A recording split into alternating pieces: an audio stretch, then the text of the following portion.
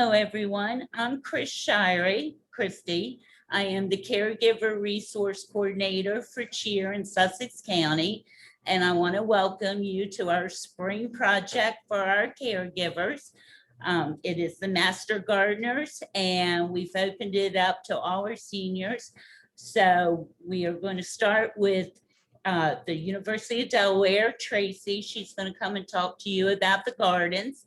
And then we're going to turn our Master Gardeners loose to do our container herb garden. So Tracy, if you're ready.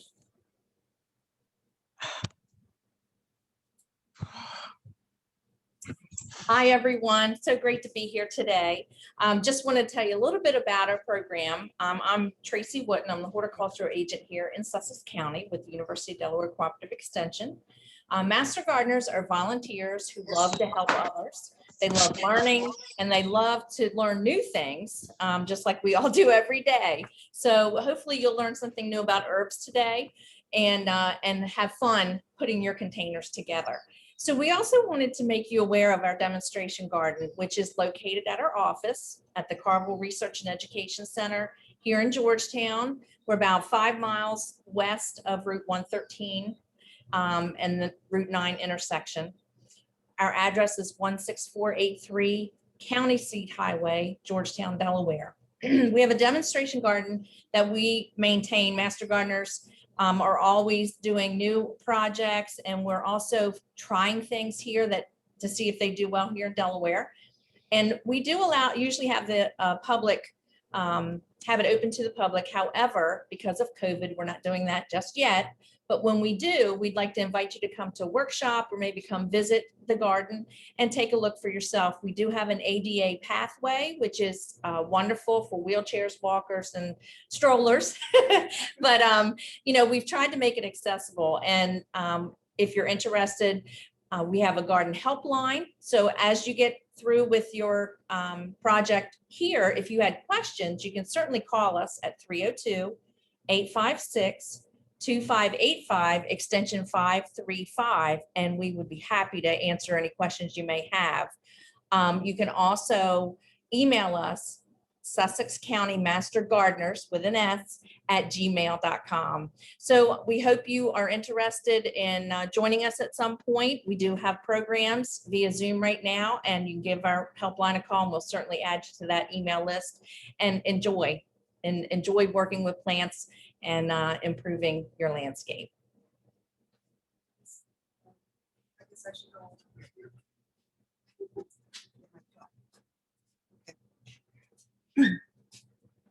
Okay. Hi there. My name is Fran Tomquist. I'm a Master Gardener. I was in the class of 2015. So originally a transplant from New York. So you might hear my accent. So first I wanted to welcome you and tell you a little bit about the supplies that you have in front of us. And while I'm talking, you might want to, if you haven't already started filling up your pot, you might want to do that because it takes a little bit to fill it up. It might take one of the bags that you have to fill one pot. But I wanted to show you how really great this pot is. First of all, it has good drainage at the bottom. So once you water your plants and you see the water come through, you're thoroughly watered. And herbs are really wonderful in that you don't have to water them all the time. I would say once a week, do that thorough draining should be fine. But if you start to see them wilting, as some are now, you might want to stick your finger in, see if it's dry, and give the watering. Also, this is a lightweight planter. Once you add the soil, it doesn't add that much weight, and you have a rim around the edge, so it's easy to pick up. So these are the planters that you have. Also, just wanted to kind of bring your attention to the handouts that you should have gotten. Using herbs and spices is really a very good summary of what herbs are. I mean, herbs can be anything from the oregano, what we have here, the variety, to cinnamon, which comes from a tree. So it's amazing what's considered an herb. The other handout, which you've gotten, I believe, is these are culinary herbs. what you can cook with them, the herbs and spices, what goes with what food. So that I think is really a good reference for you as well. The other two, which you haven't gotten, didn't have a chance to get out to you for this, is a listing of herbs for beginners. If you find you really like this and you want to continue with others, Christy can get to you this one-page listing of other herbs that are available and what they require. These herbs like sun. There are some herbs that like less sun. So you have to look at their pot and see what they require, and then your herbs will be successful. The other two handouts that Christy has, I know some people expressed interest in lavender. We're not including the lavender in this pot because there's no room. Also, lavender might not need as much water as these require. So you can treat that separately. And again, read your lavender pot label, because, yeah, right there. Because the one you have, I think it's called Phenomenal, it gets big. So just be aware of that. So when you plant it, you're not surprised that all of a sudden it's really exploded. And again, there's two other handouts Christy you'll have, how to choose the best lavender, and also a guide to culinary lavender. Oh, and one other thing, I did give Christy a recipe how to use lavender in a pudding, I believe it was. So that's what I have for right now. So like I said, we've already filled up our planter pretty much to the top. You want to put it enough soil that when you put your plants in, they're kind of like little close to the edge, but not, because you want to allow room for water to drain. So this is like maybe about 1 inch from the top. So what we're going to do, if you look at, let's say, sage, again, read your label, because that one grows to, was that can be 3 feet 12 to 15 inches. in height. Mhm. And then spread. Right, 12 to 15 inches. So that could get to be fairly tall. Once you see the sage growing, feel free to pick off the tops, because what's going to happen then, the plant will bush out. So you can control the height by picking off the tops. Or if you see a leaf that's getting pretty large, you can also pick. Herbs are so forgiving, they're wonderful. We also have rosemary, which is also another tall plant, because that one goes This is to, 36 inches. there's the 36-inch one. Big one. So again, rosemary, those you might need clippers for, because you're not just picking off a leaf. I mean, you could just pinch it and, oh, it smells so good. Pinch like this. Yeah, just pinch them off, or if you need little scissors, you want to be a little more careful, you can do that. The other two we have are more like spreaders. Oregano, you can actually put close to the edge of the pot, and you could have a trailing vine. So you're getting a little decorative at the same time It's 12 to 16 inches in height. in height. So just keep your eye on them. These are going to grow. And then the other one is thyme. And that's again a lovely little plant. And I think you've gotten maybe huh? This is little, 1 That's- to 2 inches. That stays little, Mhm. but it's a lemon thyme. And if you get actually a scent of lemon with it, which is wonderful. So I think that's all I have to say about them right now. Just want to show how you pop them in. Sure. This is Tina. Hi. Okay, I'm gonna put the garden sage in. It's one of the taller ones, so I'm gonna put it here towards the back.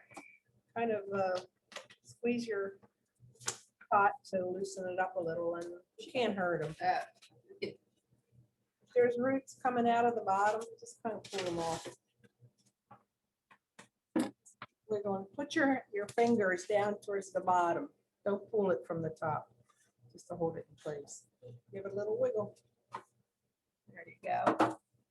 Kind of loosen the roots a little bit. Give them a little loosening. So they'll start growing out. And then push some soil aside where you want to put it. I'm putting mine in the back. Place it in there, push the soil, tamp it down a little. And it's in, that easy. Okay. I don't know where everybody is in they have their soil in their pots yet. I think the oregano, rosemary, I'm sorry, we're also going to put in the back of this side. Okay, so some of the plants come with these little tags, which give you a lot of information on the back. You can read them. Again, squeeze it up a little.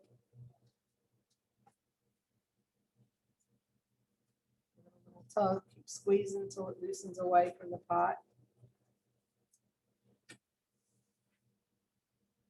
It's really loose. It's coming apart. Make a little hole with your hands, or if you want to use something, if you don't like putting your hands in the soil, push it in a little. Bring the soil up and around. Kind of tamp it down with your fingers. It's pretty dry.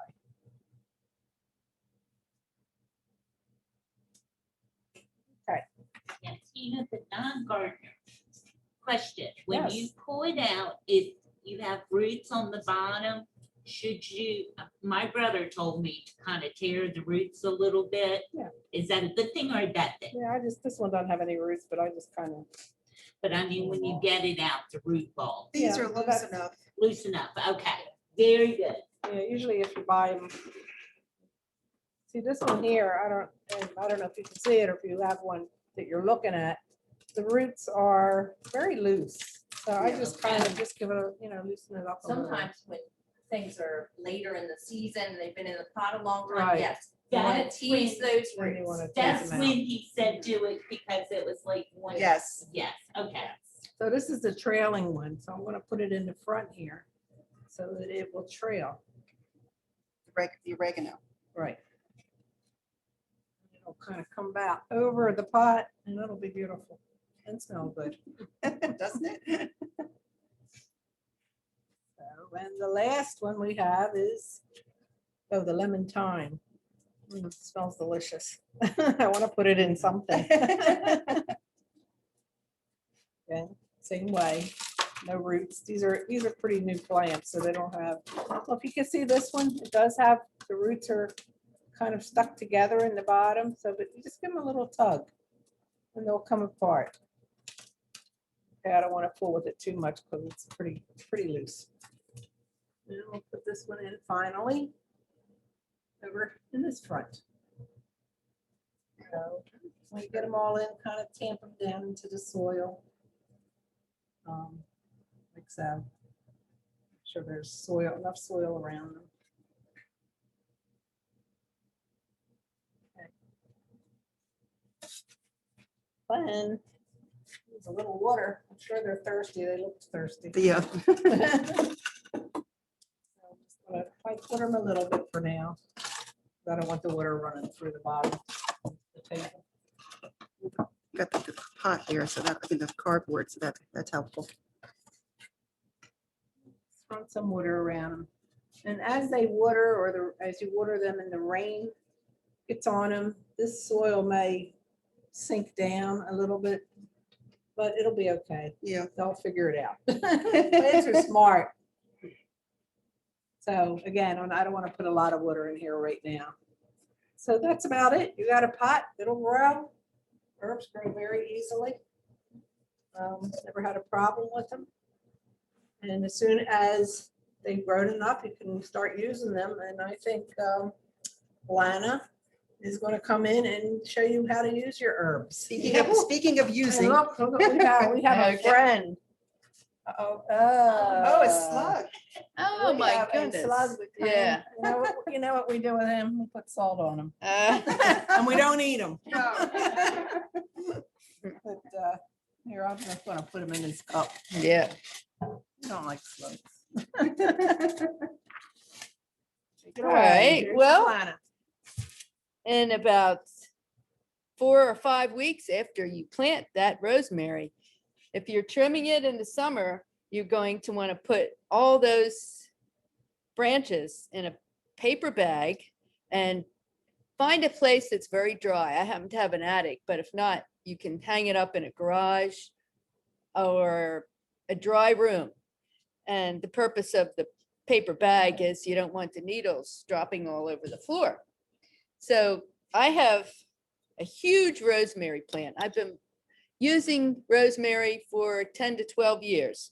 And one thing I discovered to really make it more practical in your kitchen is to make a powder out of it. So it's very worthwhile to buy a grinder. There's many varieties. This is a Krupp's grinder, and you can use it for coffee, but I use mine exclusively for herbs. So I'm filling it up a little more, and I'll show you how quickly I can make this into a powder. You can even take your blender and go like this, shake it up. Just hold the lid down. And when I'm finished, I'm going to have a really nice powder that makes it more useful than the needles rather.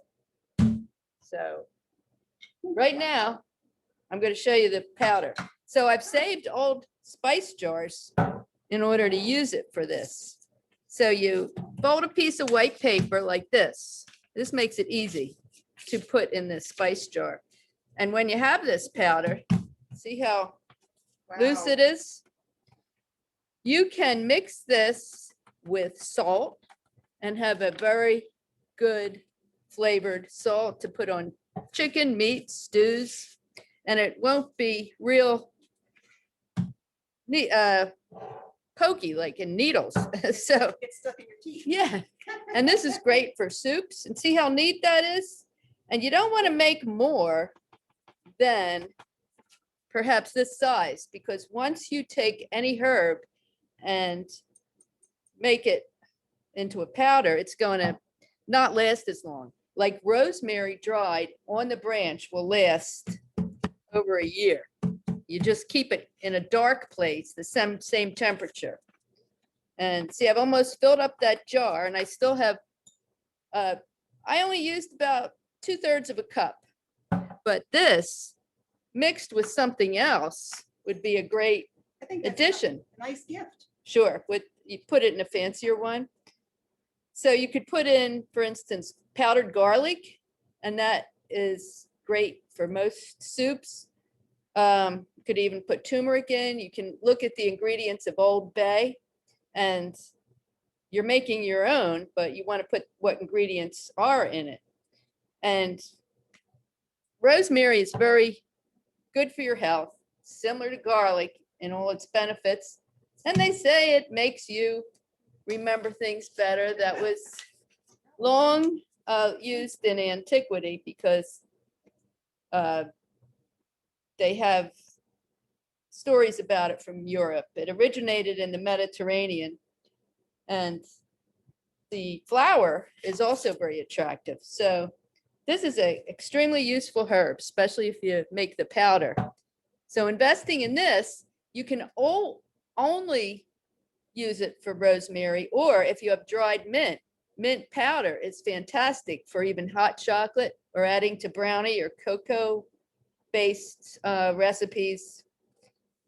So I've done it with mint powder, and I'm going to do it more because I have it. Mint just spreads itself in a garden. So you definitely want to use both of these, because once your plant gets high and you're not using it, it's kind of foolish not to make this powder. It's really a wonderful thing to coat anything with, and make your rosemary can also be used for vinegar. You can put those stems in a pretty glass jar with, usually you use white vinegar. So that can be used in a salad dressing. And it's also good, of course, in eggs or cheese, but this is my practical method of using your spices that you dry. There's a few others you could dry, probably sage and then mix it in here, but mint and rosemary are the ones that you're going to have a whole lot of if you start growing. So I hope you can use that information, and it will serve you well to get a simple grinder. They don't cost much. There's a couple different brands. All right, good luck with all this. Okay. Okay, well, thank you, Lana. That was great. And that rosemary, I mean, you're not here to, we don't have sensory. But oh my gosh, the smell of this is incredible. I mean, it's like, it's, I can smell it all the Can- way. you can? over, and it's making me hungry. yeah. And not, Okay. not only that for rosemary, but what I also read, they did a test once with college students. Oh, I think I know what you're gonna say. And what they did was they put rosemary out before they were taking a test. And they found college students were able to concentrate more than the other group that didn't have the rosemary. So this was a test that was done and that's how the results came. So there was some truth there. One last thing I want to say, you might start to see flowers coming out because this is a plant and they do produce flowers.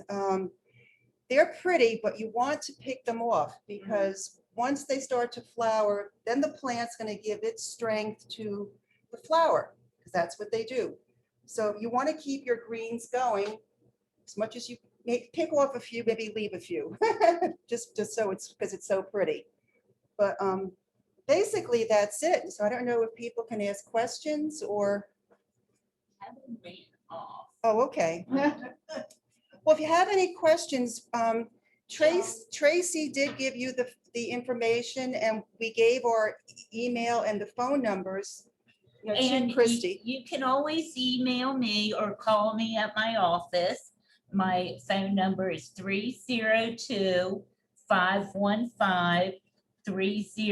302-515-3045. And you can ask any questions. I will be sending out to the centers those handouts that we were talking about and loads of information. So if you call your local center, they will have those handouts. Okay, anyone have questions? They have to unmute on their end. You will have to unmute on your end if you have any questions. I do have one for you, Lana. You said to use that only for rosemary and mint, the grinder. Is that because you can grind other things, but get a different Yeah, grinder? because they're large and they don't blend in well with soups or stews or cake mixes. Mhm. And they, like thyme has got little leaves anyway, so there's no point in making Right. powder. Probably out do of it. sage. You might, Sage, you yeah. could do sage, yes. I haven't done it because I don't use sage. but- Yeah. Okay. Any questions? If they have any questions, they can do it on their. Okay, you have to unmute on your end if you have any questions. And once again, if you prefer, you can call University of Delaware or me, and we will be happy to get you the answers. So ladies, thank Okay. you so much Thank for you. helping us with this project. Yes, this was fun and Yeah. happy gardening, as they say. Well, we Send us some hopefully, Pictures of their. Oh, oh, pictures. yes, That would be wonderful. please, We'd love to if see you, them. you can send it to me. My email address is cshirey, that's CSHIREY @cheerde.com.